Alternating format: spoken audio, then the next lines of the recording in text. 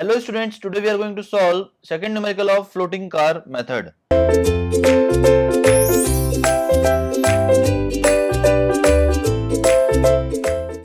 Question is given as an observer traveling at a constant speed of 60 km per hour with the traffic stream over 4 km stretch is passed by 20 vehicles more than what the passes.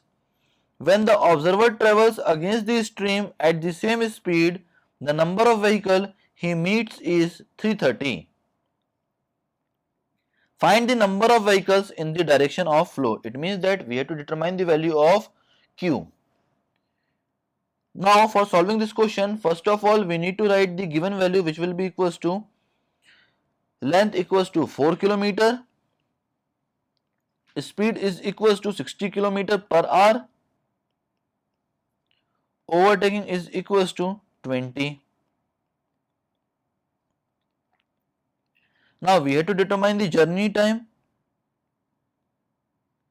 Journey time will be equals to total length, that is 4 into 10 to the power 3 divided by speed, which will be equals to 60 km per hour. So we need to convert this in terms of meter, that is 10 to the power 3.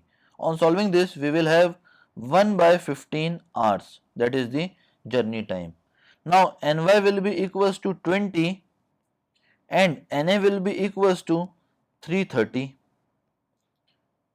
Now TA will be equals to 1 by 15 hours and TW will also be equals to 1 by 15 hours. Now we have to determine the value of Q, which will be equals to Na plus Ny upon TW plus TA. On putting the value of Na and Ny, that is 330 plus 20 divided by 1 by 15 plus 1 by 15. On solving this, we will have 2625 vehicle per hour. That will be the flow. That is all about this question. Thank you very much, students.